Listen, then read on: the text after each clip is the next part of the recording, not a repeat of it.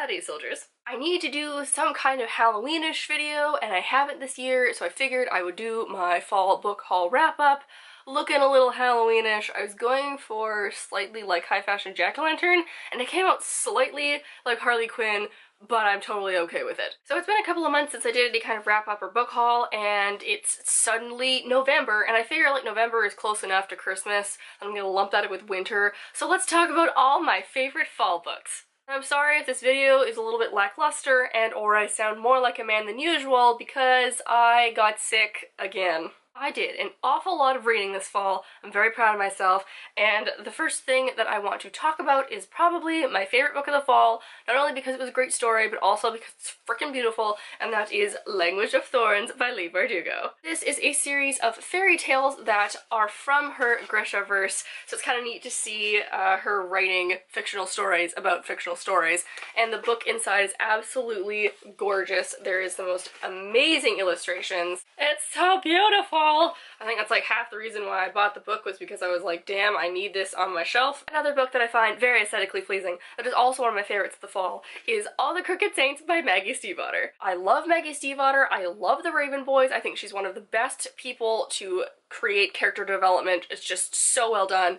All the Crooked Saints did not disappoint, and this is about a Mexican family living in Colorado in the 1960s and their 3 children who are saints, who grant miracles to pilgrims that come their way. These miracles take place in 2 parts, so that was a really cool little twist on it, I mean, as well as the whole magic realism thing.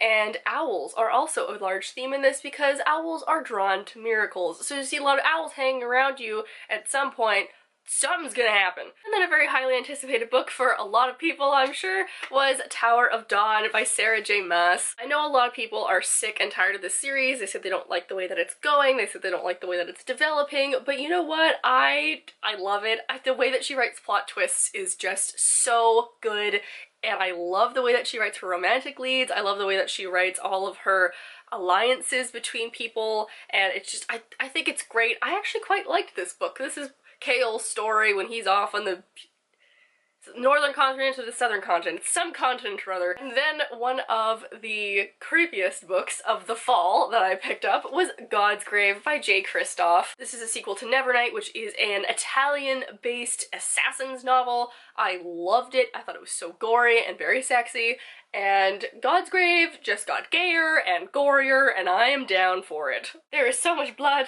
and so much guts and a lot of I'm having flashbacks, honestly, from this book. It was very intense. And the book that I just finished the other day was Forest of a Thousand Lanterns by Julie C. Dow, which is an East Asian folklore-inspired retelling of the evil queen from Snow White.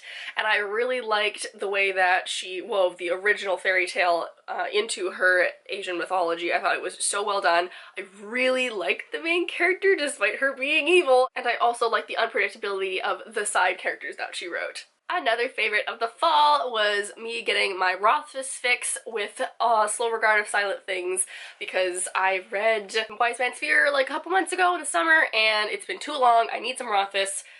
Come on, man, you need to write the 3rd book. And this follows a week in Ori's life, and Ori is the little like fairy girl that Kvothe befriends, and it's really interesting to see the way that she thinks about the world and the balance of things. I think that's kind of like a big plot hint to how Kvothe should be thinking about the magic of things, and I really hope that these two come together in the 3rd book, which he eventually is apparently going to write at some point in time. Alright, so next up is a book that I didn't really like, unfortunately, but the cover's just too pretty to give away, so I have to talk about The Glass Spare by Lauren DeStefano. See, I keep wanting to like Lauren DeStefano's works, and just nothing seems to grab me. I did like this one the best out of anything I've ever read by her, but I just found that it was too weird. Like, she tried to mash too many genres and characters together and it didn't quite work out. And this is about a princess named Wilhelmina who has the power to turn people into precious gems, and she accidentally turns her older brother into a diamond. So she's on the run from her family, but then it's like a medieval world, but then there's also like telephones and cars. And I really did not like the main love interest. He came out of out of nowhere, and as soon as I saw him, I'm like, you're gonna fall in love with her. Why? She's like awful. I don't like her at all, and he's just a super trope character. I did not like this very much at all whatsoever. You can make your own opinion if you like. It's just too pretty to give away. One book that I also gave like reviews except the end. The end was fantastic, and that was One Dark Throne by Kendare Blake. This is a sequel to Three Dark Crowns, about three sister princesses who all have to kill each other to gain total control, and it was a really cool book. I thought the twist at the end of the first one was fantastic. It was written so well in this book as well, but just something with the writing, I just feel a little bit distant from it.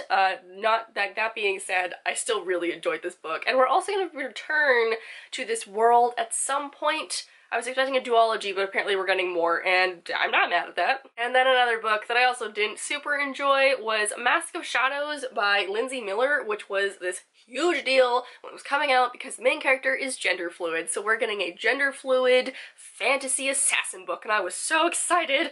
And then it fell flat for me, honestly. Like, I was expecting the gender fluidity to come into play a little bit more than it did, but like no one made a big deal out of it, which I mean, I guess is good, but then also it's the first I've ever seen of its kind, so I was expecting there to be a little bit more mention or drama surrounding it, and I just didn't get it. And I think if the main character hadn't been gender fluid, I would not have cared about this book at all whatsoever. I'm realizing now that like a lot of books that I read, like I liked, but I didn't love, including this next one, which may come as a surprise to some people, which is Warcross by Marie Lu, because I love Marie Lu. I think she's great. I really like her books, but Warcross was good. I did like it, don't get me wrong. I just feel like for a VR world, I'd already read Ready Player One, and Ready Player One is like the holy grail of those, so I think if I hadn't read Ready Player One first and I just started with Warcross, I would have liked this a lot better. That being said, this was a super cool world. I loved what she did with the villains. Now this book I am giving like a 4, so like I didn't think it was meh, but I didn't like think it was amazing either, just because I've read stuff by him before that I really loved more, and that is They Both Die at the End by Adam Silvera. It says at the title what happens in the book. They both die at the end. Did that stop me from crying? Oh no, I was bawling my eyes out in a freaking coffee shop. I knew it was gonna happen, but I was like, no, it's fine. It's fine. They'll figure out a way. They're both gonna live. It's okay. And that's not what happens. And then one of my favorite things to read is creepy fairy stories, so I got another creepy fairy story this fall, and that is The Goblins of Bellwater by Molly Ringle. This is a cool book because it's based on Goblin Market by Christina Rosati, which is this amazing poem. It's a regular adult fantasy novel. I did find like I wanted a little bit more from it because it was dark, and I was like, yes, and then I just kept wanting it to just go a little bit farther, just a little bit more character development, a little bit more darkness, a little bit more fairies, but other than that, I thought that it was well done. And then a book that I have not finished, but I feel like I should, is Girls Made of Snow and Glass by Melissa Bashardust. And this is a retelling origin story of Snow White and the Evil Queen.